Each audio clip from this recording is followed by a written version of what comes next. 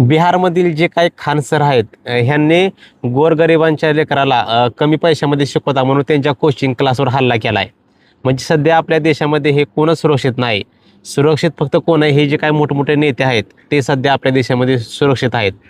जर कोणी जर काही आपल्या देशासाठी जर कोणी जर काही चांगलं करण्याचा प्रयत्न केला तर त्याला काही ना काही किंवा कुठल्या ना कुठल्या कारणावरून त्याला शांत केलं जातं किंवा गप्प केलं जातं.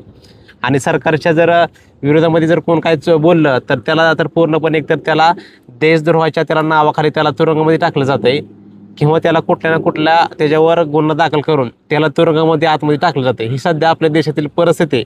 त्याच्यामुळं सध्या आपल्या देशामध्ये कोणच सुरक्षित नाही. ही आपल्या देशाची म्हणजे कंडिशन आहे, परिस्थिती अशी सध्या आपल्या देशामध्ये. जर आणि दुसरी गोष्ट म्हणजे जे काही वेगवेगळे जे काही नेते आहेत ते सध्या आपल्या देशामध्ये हे सुरक्षित आहेत.